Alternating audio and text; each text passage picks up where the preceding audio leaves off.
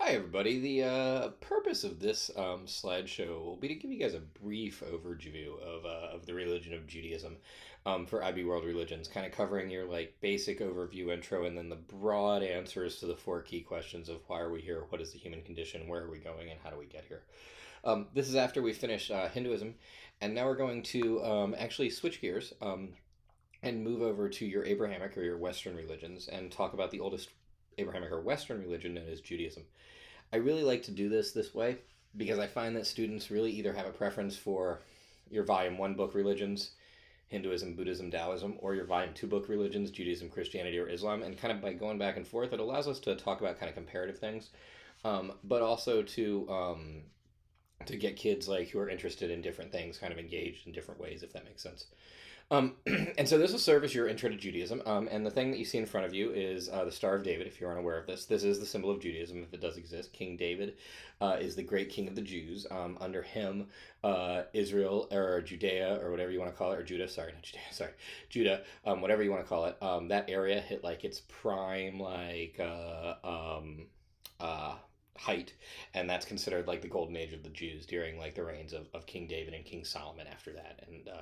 And so King David, who also gets a place in Christianity as the person that Jesus of Nazareth is supposed to be descended from, is the Star of David that represents Judaism or the Jews, the closest thing to a symbol of that. It's also the flag of Israel, if you're unaware of that.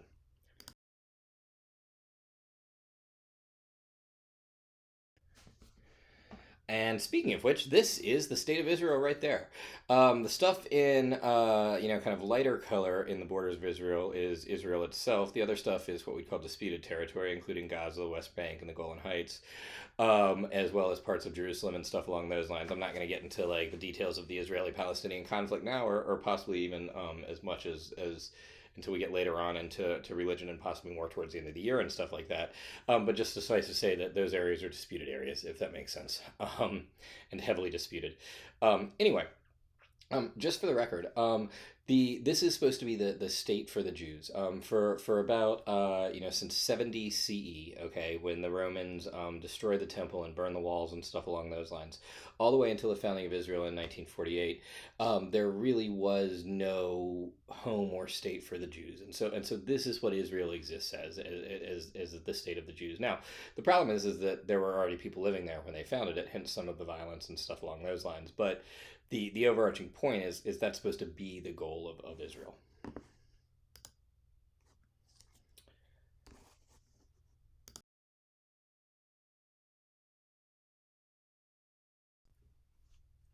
Now, as I said earlier, the vast majority, or not, sorry, the vast majority, sorry, the state of Israel is supposed to be the Jewish state in the homeland for the Jews, and you can see that in really, really, really dark blue in the off the on the end of the Arabian Peninsula, kind of over by the Middle East, if that makes sense. What I was going to say is the vast majority of all Jews, literally upwards of 80% of all Jews, as I'll show you on the next things, live in one of two places, which is the state of Israel or the United States.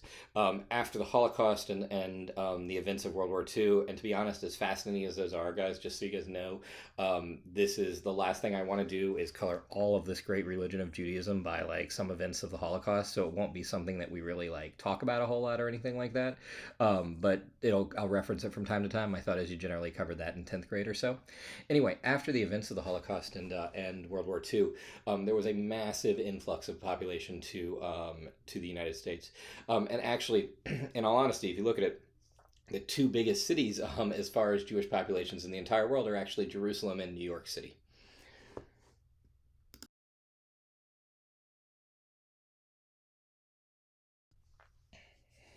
This puts it for you in kind of more pie graph charts for those of you that prefer that. You can see literally 81% of all Jews live between those two countries.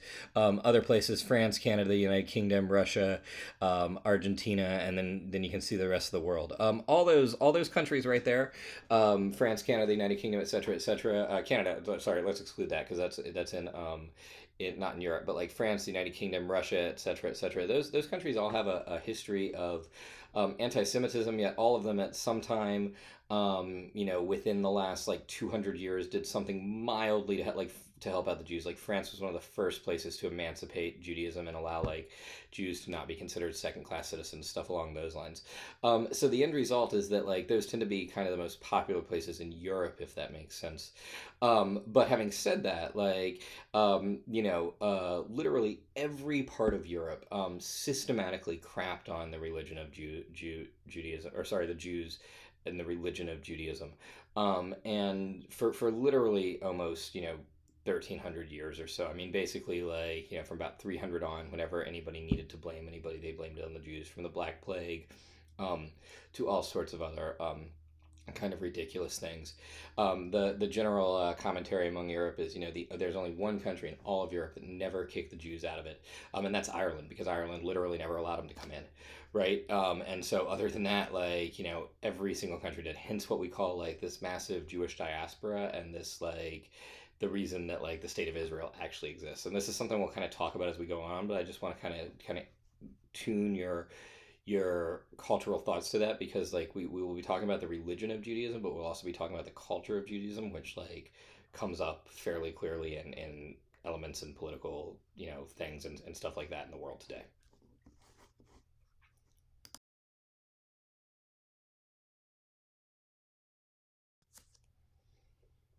This is your very, very, very brief overview, timeline wise. Starts with Abraham, who, if there is a founder, would be considered the founder. And then you can see elements of Moses, David, the first temple, the second temple, and then kind of further through.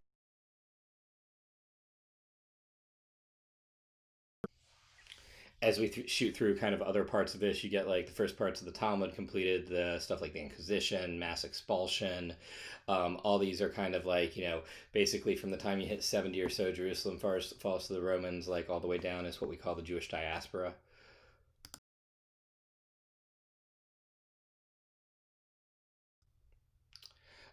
And then, other things to highlight too are some of the pogroms and like the mass migrations and stuff like that.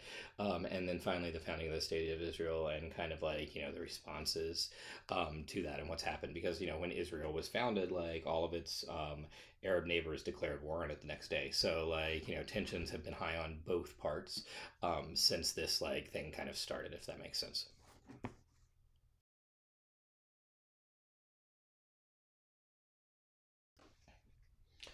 Okay, so now that we have kind of gone over the brief overview and stuff like that, let's go ahead and get some basic kind of facts about Judaism here. This is the oldest major of your Western or Abrahamic religions. I mean, there are other things like Zoroastrianism and stuff like that might have come before it, but as far as the ones that exist in like in the mainstream hardcore, like lots of people today and stuff like that. And as far as influence, Judaism would be kind of the first, right? And as I said earlier, and we'll be talking about it's seen as both a religion but also like a race and culture. There's a big debate on whether or not that's historical. Or that's a kind of more recent invention, which is something that we'll also talk about a little bit later on once we know a little bit more about it. But regardless, like, you do have things like Jewish food, Jewish dance, Jewish parties, stuff along those lines, like et cetera, that all have their own like parts to them and traditions and stuff like that. This just furthers the argument that we've been making since the beginning, that religions are massively culturally embedded, right? And we really, really, really see that here for either reasons of preservation, like during persecution by Christians, or like because of like historical things, stuff like that. There are three major sects of Judaism, just so you know. There's Orthodox Jews, Conservative Jews, and Reform Jews. The vast, vast, vast majority of any Jews, if you know Jews, are Reform Jews. Every now and then there'll be kind of Conservative Jews that like you'll meet and stuff like that. I've had a few in class. There's really like, not that much of a difference between their beliefs between conservative and reform, other than that they happen to like follow the laws a little bit more closely and stuff like that. Orthodox Jews tend to be fairly separate. They tend to have enough differences that they tend to separate themselves from society and stuff like that. If you've heard about this recently, you've heard about it because there's been, COVID outbreaks amongst Orthodox Jewish communities in New York City. Because some of the traditions and ideas about what needs to be done are very different. This is where understanding religion really comes in. The more that they've started to talk to the rabbis and communicate with them, the more they've like tried to curb these outbreaks through them some, which has been a little bit more successful. Now, Having said all that, so those are your three major sects: Orthodox, Conservative, and Reform. Okay. If this thing has a founder, the founder is a dude by the name of Abraham or Abram, depending on your point of view, but Abraham is what it's generally translated into. He's generally known as Abraham of Ur. If you want to give him like a last name or put something on it, that's the city he's from. Now, if he existed, it was around 2000 BCE, so about 4,000 and 20 years ago, plus, etc., etc. But there are tons of stories that predate him, like stories of Adam and Eve, story of Noah, Ark. All those are supposed to predate Abraham, not only in the religion, but also like from a historical point of view as well. And the general consensus about scholars is that Abraham was probably, if he existed, and that's massively debatable. We'll get to a place in the religion where we're like, hey, this person did exist. Like, for example, by the time you get to King David, like, King David did exist. No reputable scholar will tell you that King David was not a real person, right? But Abraham's debatable. Moses is even somewhat debatable, stuff like that. Yeah. And the general consensus is that if he existed, he's amalgamation of like two or three people. In other words, there were probably two or three different people that probably pushed this tribe of people in the ancient Near East, known as the Jews, towards monotheism. And he was kind of one of those. Now, just so we know, it is actually the 12th largest religion of the world in the world.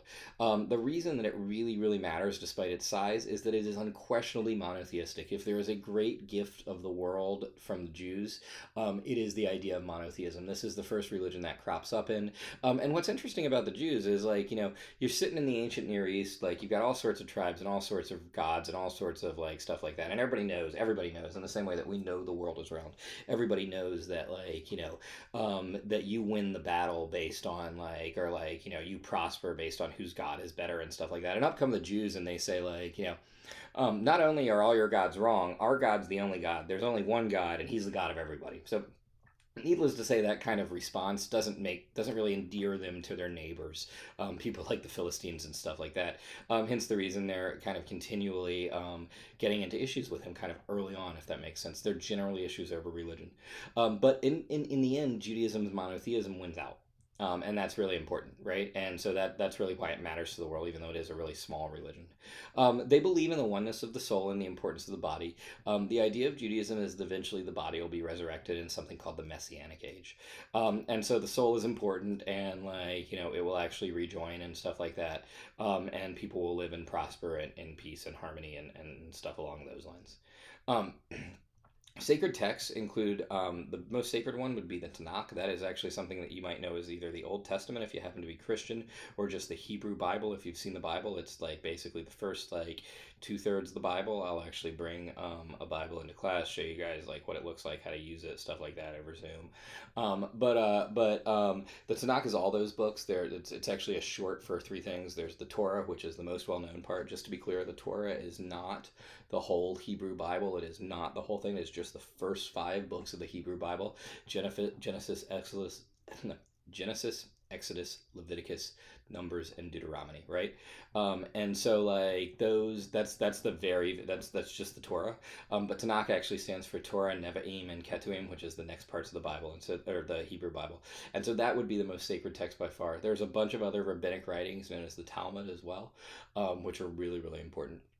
The most holy city in the most holy city in Judaism by far is Jerusalem. And so a large number of your holy sites occur there, like the Western Wall, like the Temple Mount, which is where Zion and Moriah and stuff along that is. Mount Sinai, where Moses supposedly received the Ten Commandments, is on the peninsula out there, and stuff along those lines. And so all those represent kind of holy sites. Holy days. The most holy day is actually Yom Kippur, which actually occurred recently. It's a day of atonement and the day of forgiveness. Rosh Hashanah, which is the New Year, is super holy. Passover is probably the third most important thing. And by the way, just so we're clear on this, everybody, you guys have probably heard of the Jewish holiday of Hanukkah. And even Jewish rabbis will fully admit this. Jews actually rank their holidays and how holy they are and stuff like that. Hanukkah is like the 20-something holiday. It's really not that important holiday.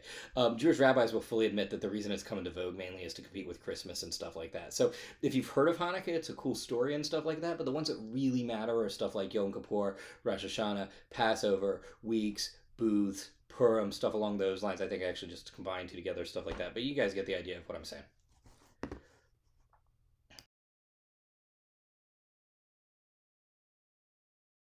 Okay, now as long as we're going to talk about Judaism and stuff, I might as well show you pictures of the holiest city in Judaism, which is Jerusalem.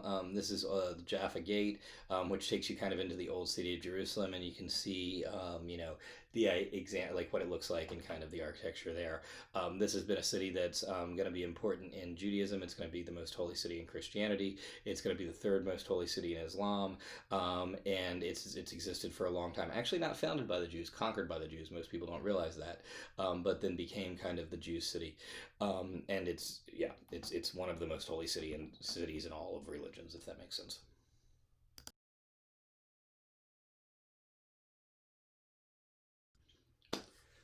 Okay, so now let's get down to the meat of this thing with our four questions here. Why are we here? Well, actually, we've got a creation story for you here. A very classic one that most people in the world know some part of or some reference to just because it's referenced in literature and comedy and art and stuff like that. And that is this that Yidhe YHWH, Yahweh. This is God's name. Okay, this is the God of the Jews. By the way, if you're Jewish, this is a name you do not say. Okay, and if you happen to be Jewish, it's never a name you have to say in this class. You never have to write it out. You can always do, G blank D or something like that, or like put gaps in between or stuff like that. You don't have to use the word in any way whatsoever, but I do from an academic standpoint, if that makes sense. Just so everybody knows. Okay, it's this unpronounceable name. Okay, Yahweh created but we actually put vowels in between it to make it work. Yahweh created the world in 6 days. Okay, he did this Sunday through Friday, and he saw that it was good. I actually love that line. I don't know what it means, but that's what it says in the Bible. He created the world and he saw that it was good, and I think that's just absolutely fantastically interesting commentary. And then he rested on the seventh day, which was Saturday. Okay, there are actually two creation stories. I'll actually have you guys look at them in a little bit. But like if you ever actually read it closely, they actually repeat the creation story two times. It's amazing what you find if you read the Bible. Like you guys probably didn't know that Noah was a drunk. I mean, huge drunk. He passes out drunk on a number of occasions. Kids have to cover him up, stuff like that. Like you find some fascinating things if you actually read the Bible. Anyway, back to this. He creates the world in 7 days, Sunday through Friday, and he rests on the seventh day, which is Saturday. Okay, this is really important because this is why Jews are going to make that their holy day. The day that God rested is the Sabbath, the day that they will rest. Later on, Christians will take this day and move it to Sunday because that's the day they believe their Messiah was resurrected, and so they think that's the day they should take off. And actually, Muslims then take Friday evening as their holy day. So the Abrahamic religion's got a whole smorgasbord here to make this thing work over the weekend, right? He creates the planets, the heavens, the cosmos, etc., etc. On the sixth day, he creates Adam. And according to one of the two stories, he creates Eve after Adam. The first story actually has them created at the same time. The second story actually has Eve created afterwards. Remember, I told you there are two stories, in both created in God's image, but created afterwards. And actually, like the story behind Eve and her relationship to Adam and stuff like that is going to lead to years of justifiable misogyny in all sorts of the Abrahamic religions. Because of what actually happens here, right? And he creates this paradise known as the Garden of Eden for them to live in. However, the really, really important thing is that God gives Jews free will. Or everybody free will. This is unequivocally a part of Judaism. You have a choice, okay? Now, let's be clear on this. God is omniscient, okay? God knows what you're going to choose. He's not going to stop you from choosing it. Like, if God knows the next 15 to 20 words that are going to come out of my mouth right now, he's not going to change them at all. They're still going to be my choice. He's just omniscient, so he knows that. It's a really weird concept, but it still means you have free will. It doesn't mean there's predestination or anything like that. He's just all-knowing, too. He actually, oftentimes, the commentary says that he sits there and weeps for the knowledge that people are going to make a mistake. But, there's nothing he can do because he gives people free will, right? And he gives Adam and Eve this garden, and he says, do whatever you want, absolutely whatever you want. Just don't eat from the tree of knowledge of good and evil, okay? And he says, just literally like anything, just don't do that one thing, right? And eventually the serpent, who actually is this creature that's in there, and all the creatures can talk and stuff like that, talks to Eve, and the way the story goes, he convinces Eve to eat from the tree of knowledge of good and evil. Now later on it will become tradition that the serpent is Satan. That's not anywhere in the Bible. And later on it will be tradition that the tree of knowledge of good and evil is an apple tree. That is not anywhere in the Bible. Having said that, boys, and you can see this in tradition and culture, This is why you have an Adam's apple. When Adam ate a piece of the apple, it got stuck in his throat. So hence the reason your enlarged voice box is called an Adam's apple. Anyway, Eve and Adam eat this apple. They sin against God. They make their mistake, etc., etc. And God kicks them out of the garden. And he does a number of other punishments and stuff like that at the same time, right? Um, and the first kind of relationship with God and his people are not good. He goes through a number of other problems. He's got Noah's flood. He's got Sodom and Gomorrah, etc., etc. Eventually, he finds this dude by the name of Abraham, who he's able to call over, and Abraham begins the religion of Judaism.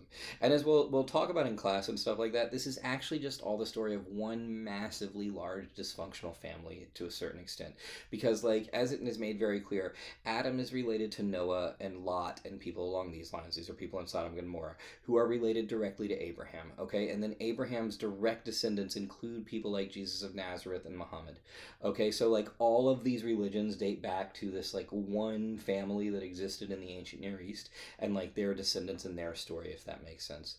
Now, God chooses Abraham and the Jews to be his people. This is going to be really important, the idea of a chosen people. We'll talk about that a little bit more in a second.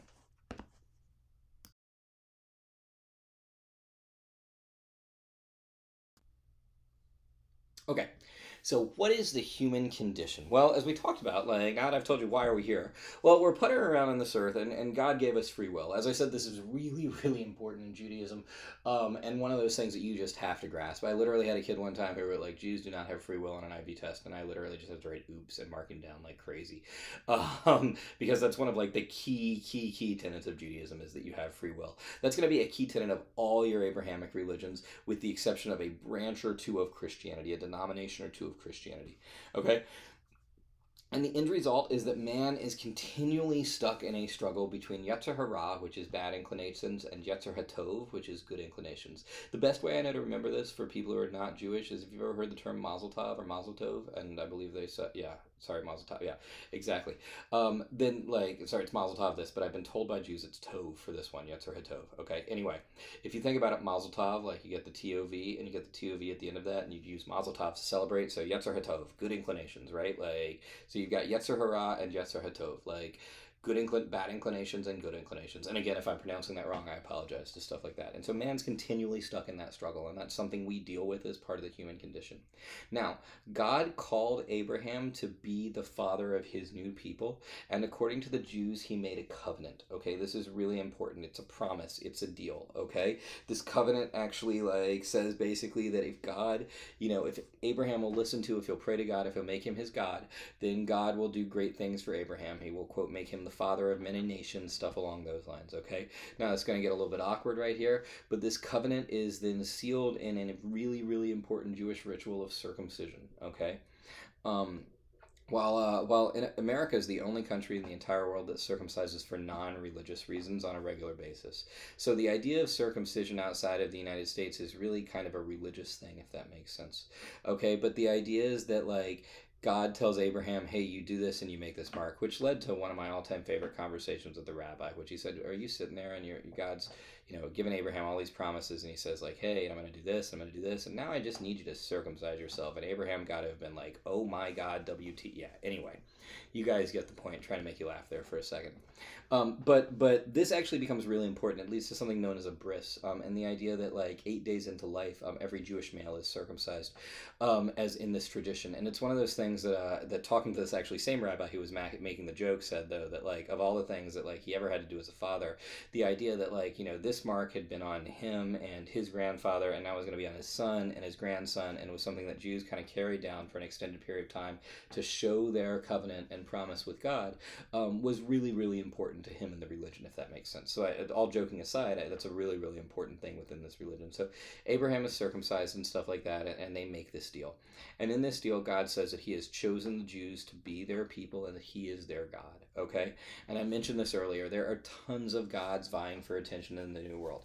As a matter of fact, even Yahweh, the God that's going to come to Abraham and say this and do all these things and stuff like that, he originally even has, according to the stories, a wife and a consort named Asherah and stuff like that, right? There are tons of gods, and all of them are looking for attention and stuff like that. And central to the idea of Judaism is that, like, that God has chosen the Jews to be part of their people, but he is the God of everybody. He is the one God for everybody. It does actually, in all honesty, put in, not in modern Judaism, but in old school Judaism, it does put Jews kind of on a slightly higher hierarchy than everything else. Eventually, Christians and Muslims are also going to take on the idea of chosen people. So, that's why it's not as true in modern day Judaism, because now at this point, 4.7 billion people in the world are chosen, or whatever the number is, or something like that. So it doesn't quite have the same ring when it was just like a few hundred thousand or a few thousand in the Jews, or a few hundred thousand. Yeah. Um, but the idea that he's their God and God is their, that's really key. Okay. Now the last thing you should know about the human condition is that God used to interfere with reward and punish humans a ton back in the day. He used to be involved. He used to do all sorts of stuff. For some reasons we could debate, etc., etc., that has waned a lot significantly in recent years. And very few Jews, if any, really believe that God actively involves himself in human life today, and prophecy and stuff along those lines. We'll talk about that from an ancient perspective, but not really from a modern perspective.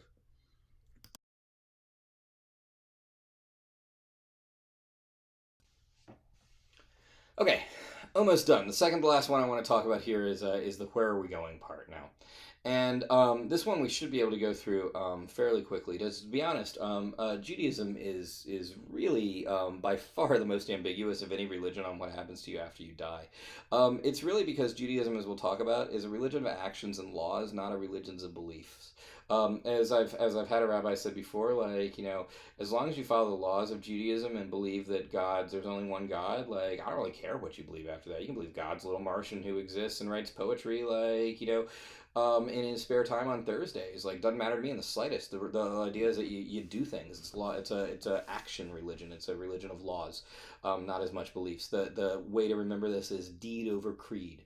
People say that Judaism, deed matters more than creed, whereas in Christianity, creed matters more than deed. Christianity is way more a religion of beliefs. You really need to believe that Jesus is the Messiah, stuff along those lines.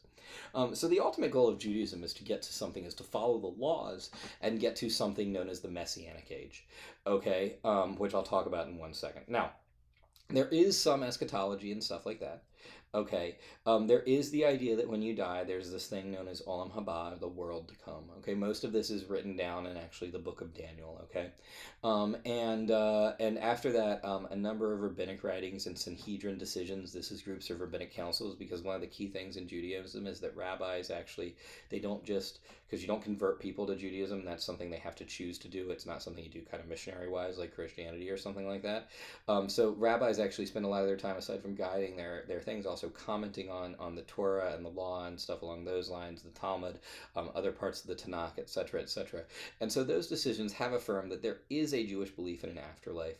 But the idea is generally that as long as you are a good, righteous person, that you will be given the chance at some time, either when you're alive or dead, to believe in a God, repent, and ask for forgiveness. And if you do that, he's going to be perfectly cool with you. There is not this belief that you have to be Jewish fully in order at this point. In most Judaism, there might be an Orthodox Judaism, but not in Conservative and Reform, that you have to be Jewish in order to get into this afterlife. The closest thing you're going to get to that is that when the Messianic age comes and when the resurrection occurs and when people's souls are reunited with their bodies and stuff along those lines, the Jews might get to do that first. The righteous Jews might get to actually do that first. Others have decided that there is this idea of Gan Eden, which is meant to be the Garden of Eden transplanted, which is kind of a waiting period or heaven until the Messianic age comes. And the really, really, really wicked, horribly wicked, go to hell. But we're talking you've got to really have tried at this point, right? There's a big debate and it's really unclear. We'll find all sorts of internal diversity on what happens if you're just kind of an okay person. For those of you that know the good place, it's kind of if you want to make it to the medium place, that type of thing. And there's also debates about whether you can ever get out of hell. That comes up really hardcore too. And most rabbis, aside from again really Orthodox rabbis, are going to say yeah you can. But the most important part is this idea that a Messiah, a Mashiach, okay, an anointed one, will come as a savior for the Jewish people and the Jewish religion, and he will usher in an age in which there is peace, there is prosperity, people know God, people follow the laws. Christians believe Jesus of Nazareth is this Messiah. Jews do not. We will talk about for a number of reasons why that is and why that isn't and stuff along those lines a little later on. But the Messianic age really becomes the central part to like Judaism's answer to where are we going, way more than like, the actual afterlife. That's not something Jews tend to worry about quite as much.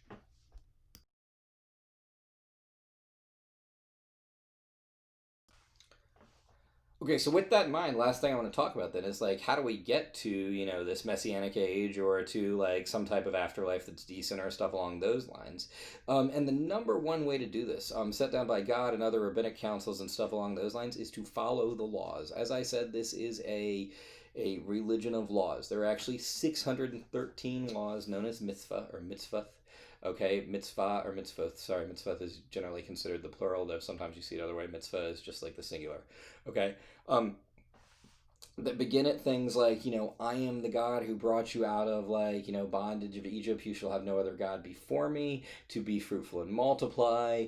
To like, if you have a person of the wrong like gender in your house, then you need to purify it this way, or even like laws that perfectly endorse slavery or stuff along those lines. There are all sorts of laws. The vast majority of these pertain to like things in the temple. The vast majority of them can't be done, and for reasons we'll talk about later, the vast majority of Jews don't actually want them to be done, because a lot of these laws are old. A lot of them would like draw into context the idea of whether or not like the religion has grown and changed over time really, or stuff like that, because basically the temple was destroyed in 70, and like since then Jews have really been only able to carry out about like 40, 50, 60 of their laws or so, which occur in their services and stuff like that. And a lot of the ones that involve like sacrificing a dove in order to like become clean, or stuff that people really don't have the stomach for in like 2020 anymore. But the idea is that like there are laws, and that's what you want to be able to do. That's like the key focus of Judaism, is the practice and the laws, the deed over creed. Sorry, the deed over creed. Um, Now, Judaism does also stress the idea of repentance and atonement. One of the things that's key to Judaism, Christianity, and Islam is that if you ask your God sincerely for forgiveness and you try to make it better, he will forgive you, and that will be okay. Judaism actually says, as we'll talk about later, there are three things you can't be forgiven for: murder, gossip, and defrauding the community. Because you have to be able to ask the person for forgiveness, and in those cases it's impossible. I'll explain that a little bit more in class and stuff like that. But other than that, like, God knows that you're going to make mistakes. God knows that you are imperfect, and he wants to like love you and help you through these things. That's the idea in Judaism. All this is summed up in one big prayer we'll look at the very end, known as the Shema, which is found as like a combination of Deuteronomy and a few other verses, that like basically lays out a lot of the laws of Judaism. Um, Now, the last thing about like getting there is that like Orthodox and conservative Jews, because there are like historically 12 tribes of Judaism in Israel and stuff like that, sometimes want you to have to convert to like those tribes, or something along those lines, or to Judaism or something like that. Whereas Reform Jews don't necessarily think that's necessarily the idea. This just goes back to the chosen people, but a lot of Reform Jews will say, hey, if you follow like, just, I think they're like 10 or 13 laws that are mainly things like don't murder, don't like steal, stuff like that. For non-Jews, if you follow those, you're going to be perfectly fine, is what most Reform Jews will say at this point. Okay, so guys, that basically sums up our like intro overview to Judaism. In case you missed anything in class or want to go back over it, over the course of the next few weeks, I'll be kind of going through like these, breaking it down as we go through the unit, and I'll talk about this a little bit more and have a few other things to upload through then. So I will see you guys next time I get to record videos here. Later.